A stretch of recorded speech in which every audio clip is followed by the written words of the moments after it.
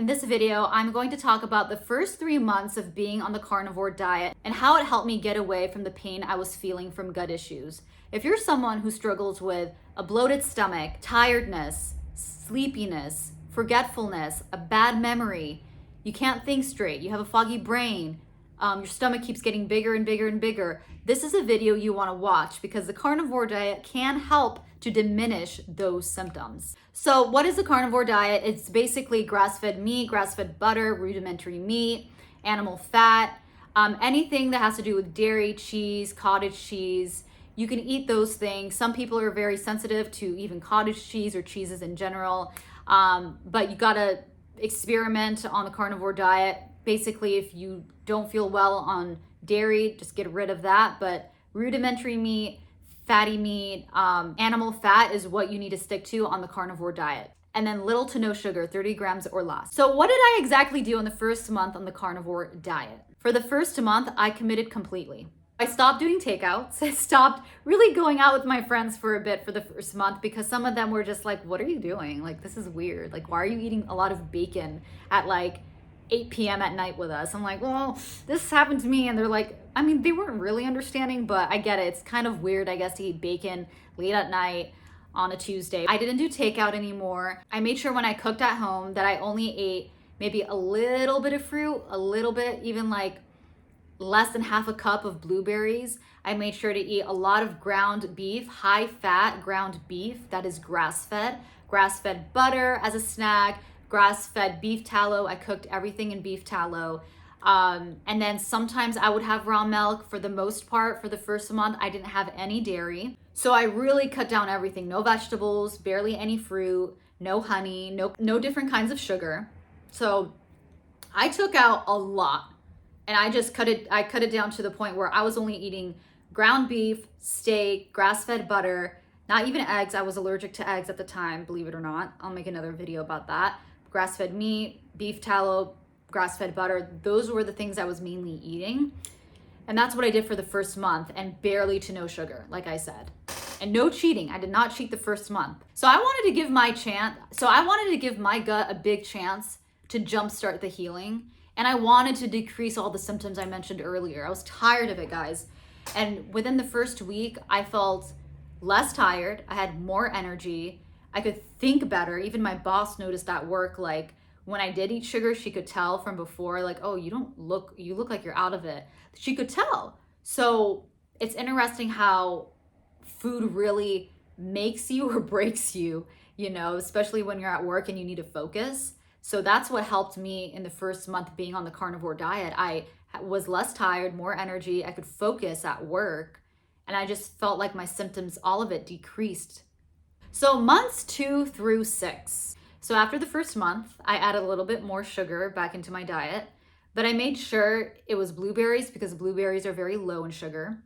And for some reason, like mango doesn't sit well with me at the time. Well, at the time it didn't sit well with me. But with blueberries, my stomach loved it. So I just stuck to that kind of fruit and I ate less than half a cup still. And then if I felt like I had more sugar cravings, I would make sure to eat half a cup of blueberries, which is more than enough. I think that's like maybe 30 grams or less of sugar, which is not bad. And then sometimes I would add in honey like every other day or in a matcha tea latte that I would have. So that was fine. That was like the only sugar that I had from months 2 through 6. And I kept it very simple still, guys. I was like, I don't want to think too hard about this. I just want to take out the eggs. Eggs are not sitting well with me. Mayo didn't sit well with me. Despite taking all the vegetables and fruits out for the most part, right? I kept the blueberries in. But I noticed that when I ate eggs, I didn't feel well on it. I felt super tired. And apparently some people are allergic to eggs, and some people who have gut issues get allergic to eggs because of the gut issues, and once they're healed they can eat eggs again. So I'm gonna see how I feel eating eggs again one day when I am no longer a wuss about it, because I'm feeling pretty good. My gut is completely healed, you guys, and to go back to eating some things that really made me feel bad, I'm just like, oh my gosh, I don't know, should I not? But we'll see if I eat eggs again and see how I feel. So yeah, I took out the eggs. Didn't feel well at the time. I also took out all the milk, all the dairy and cheese. I really just stuck to eating meat still, grass-fed meat, grass-fed beef tallow, grass-fed butter for snacks, sparkling water to curb the sugar cravings. So those things helped a lot, months 2 through 6. And then I will also add in that I did cheat once a week. I would go takeout, but I would make sure when I did takeout on the carnivore diet, it would be always high protein, high meat, grass-fed meat, or if possible. And then yes, it would be like a sandwich, a panini. That was the carby side of the meal, right? But I would make sure to always have a protein, and if possible, go to a restaurant that is seed oil free, because I certainly did not use seed oils since then. I haven't been using it at my home, only when I go do takeout, which is once or twice a week now. I can't help but eat at restaurants that, have seed oils, because you can't really, it's hard to avoid those guys. So I try to be a little bit more lenient when it comes to takeout for myself. So that's what I did from months 2 through 6. I did takeout once a week, added a little bit more sugar back into my diet, and made sure to always stick, when I cooked at home, grass-fed meat, grass-fed beef tallow, and butter. Months 6 through 12. So this is where I started to incorporate honey almost every day, but like a tablespoon of honey, not, like mounds of honey, but a tablespoon of honey, and sometimes 1 cup of berries per day. And seeing how my body reacted to that, it liked it. But what I've noticed that during those months, my body doesn't like it when the honey is heated and in a hot liquid, like a hot tea. My body doesn't like that for some reason. And I noticed that eggs didn't sit well with me still during that period. And still now, because I haven't eaten eggs since. So I don't know how I would feel now that my gut is fully healed. I don't know how I would feel eating eggs. So we'll see. And so yeah, months through 6 through 12, I just kept committing to the carnivore diet.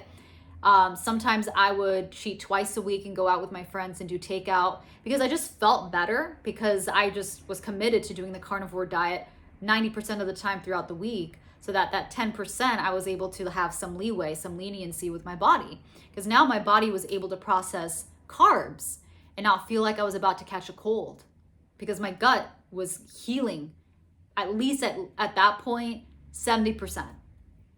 The thing that changed everything for me on this diet, you guys, was patience.